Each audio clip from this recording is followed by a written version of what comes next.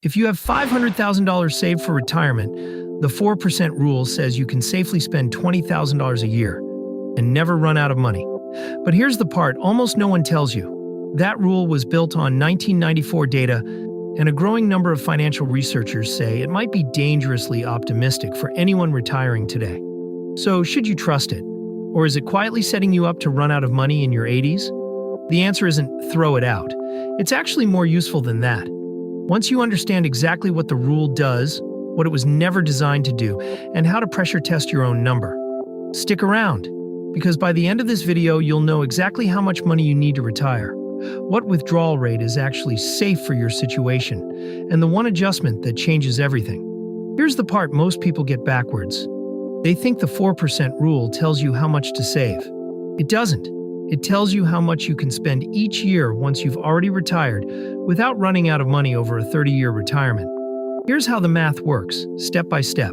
You take your total retirement savings and multiply by 4%. That's your annual withdrawal in year one. So if you have $1,000 saved, 4% of that is $40,000. That's what you spend in year one.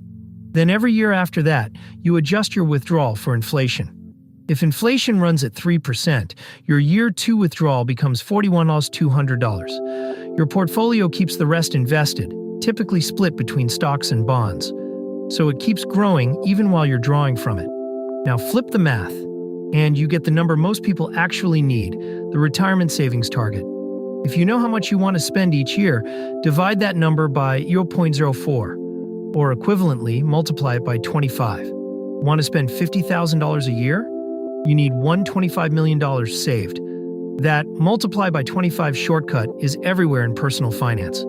And it comes directly from the 4% rule. But where did the rule itself come from? Because that origin story matters a lot. The rule has a surprisingly specific birth date, and knowing it explains both its power and its limits.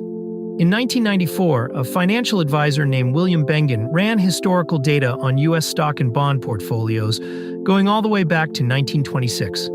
He asked one question: what's the highest withdrawal rate that would have survived every 30-year retirement window in that data, including the Great Depression, the 1970s stagflation crisis, and every crash in between? His answer was 4.15%. He rounded it to 4, and the rule was born. A few years later, 3 professors at Trinity University ran a similar study, now called the Trinity Study, and largely confirmed his finding.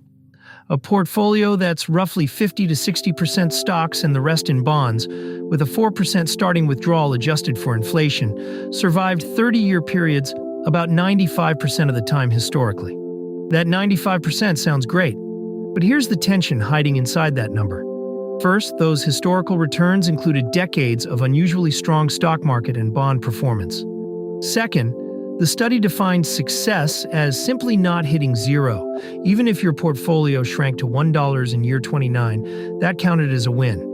And third, 30 years was the window.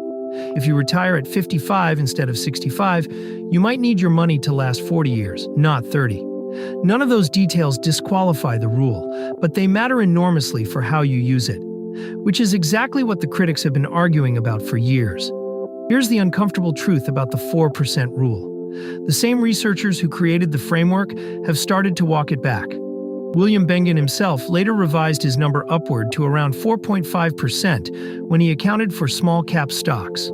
But Morningstar, the investment research firm, published an analysis in 2021 suggesting that, for someone retiring today, a safer starting withdrawal rate might be closer to 3.3%, not 4%, given lower expected bond returns and higher stock valuations compared to historical averages. What does that difference actually feel like in your wallet? On a $1 million portfolio, 4% gives you $40,000 a year. At 3.3%, that drops to $33,000. That's $7,000 a year, or nearly $600 a month, less to live on. So if you've been using the 4% rule to plan your savings target and you're retiring into a low-return environment, you may be undersaving without knowing it. The second big criticism is inflation. The original rule adjusts for inflation mechanically. You just increase your withdrawal every year by the CPI, the Consumer Price Index. But real-life spending doesn't work that way. Retirees often spend more in their early go-go years when they're traveling and active, less in their quieter mid-retirement years, and then more again in late retirement when healthcare costs climb. A fixed inflation formula misses all of that nuance. That said, some critics go too far. The rule was never meant to be a guarantee, and Bengen himself was clear about that. It's a starting point and a planning framework, not a promise. The question is how to make it smarter for your specific situation, and that's where the adjustments come in. This is the section that turns the theory into something you can actually use. Most people apply the 4% rule like it's a fixed answer, but it's really more like a dial, and you control where it lands. The first variable is your time horizon. Bengen's work was built on 30-year retirements. If you're retiring at 65, 30 years gets you to 95. Reasonable. But if you retire early at 55 or even 50, you may need your money to last 40 to 45 years. Research suggests that for a 40-year retirement, a starting rate closer to 3.5% is more conservative. For 45 years, some planners suggest 3.25%. The longer the runway, the smaller the safe withdrawal rate. The second variable is your portfolio mix. The rule assumes roughly 50 to 60% invested in stocks, with the rest in bonds. If you hold too little in stocks, say 30%, your portfolio doesn't grow fast enough to outpace your withdrawals. If you hold too much and say 100% stocks, the volatility early in retirement can devastate you. There's a concept called sequence of returns risk. The risk that a major market crash in your first few years of retirement permanently craters your balance right when you're starting to draw from it. A crash when you're 40 and still working? You ride it out. The same crash at 67 when you're selling shares to pay bills. The math gets brutal fast. The third variable is flexibility. One of the strongest defenses against a bad sequence of returns is the ability to pull back your spending by 10 or 15% in a down year, taking $34,000 instead of $40,000, then returning to normal when the market recovers. Studies show that even a small amount of spending flexibility dramatically improves your odds of success. A rigid 4% with zero flexibility is far riskier than a 4% rule, where you're willing to adjust in tough years. Now you know the three dials: time, allocation, and flexibility. But there's still one more piece that the 4% rule completely ignores, and for most Americans, it changes everything. Here's something the original 4% rule never accounted for: Social Security. The rule was modeled assuming your portfolio is your only income source in retirement. But most Americans will receive Social Security benefits, and that income fundamentally changes how much you need saved. Here's a concrete example. Say you want $60,000 a year in retirement. Using the multiply by 25 rule, you'd need $1.5 million saved.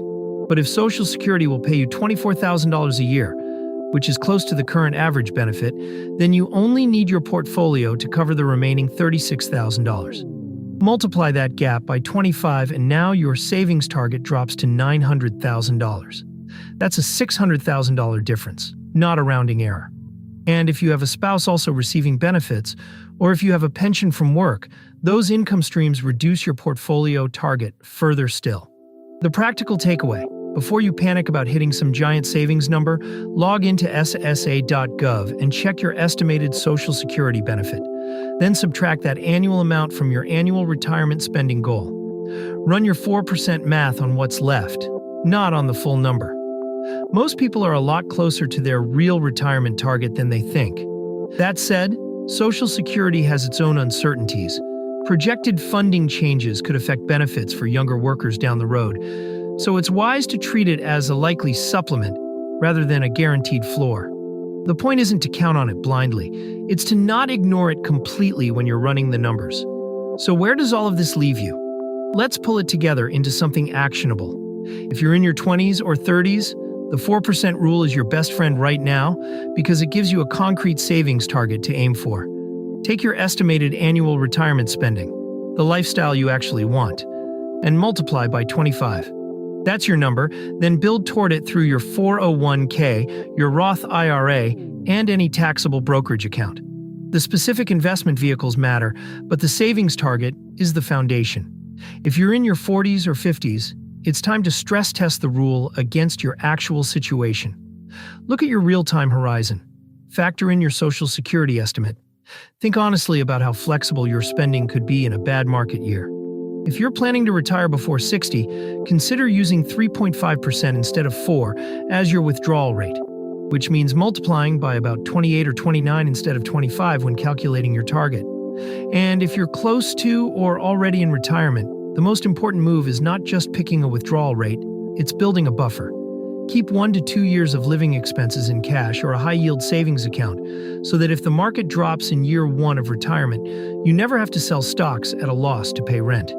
You spend the cash, wait for the market to recover, and then rebalance. That single strategy, sometimes called a cash bucket, dramatically improves your real-world odds compared to any percentage rule alone. The 4% rule isn't perfect, but it's not broken either. It's a powerful starting point that, when you understand its assumptions and adjust for your reality, gives you a clear, rational framework for one of the biggest financial decisions of your life. Here's the quick version of everything we covered. The 4% rule says you can withdraw 4% of your portfolio in year 1 of retirement, adjust for inflation each year after, and historically have a very strong chance of not running out of money over 30 years. Multiply your target annual spending by 25 to get your savings goal. But if you're retiring early, use a lower rate closer to 3.3 to 3.5%, which means multiplying by 28 to 30 instead. Factor in Social Security to reduce how much your portfolio actually needs to cover. Stay flexible in bad market years. And keep a cash buffer, so you're never forced to sell investments at the worst time. That's the 4% rule retirement framework. Not a magic number, but a powerful adjustable tool. Now that you understand how much you need, the next question is where exactly to put it, because the account type matters almost as much as the amount. Roth IRA versus traditional IRA versus 401k, the wrong choice could cost you tens of thousands in taxes over your retirement. Watch that one next. If this video helped you, subscribe to Plain Money so you don't miss the next one, and drop your question in the comments. At your current savings rate, what age does the 4% rule say you could retire? Run the math and let us know. It's more motivating than you'd expect.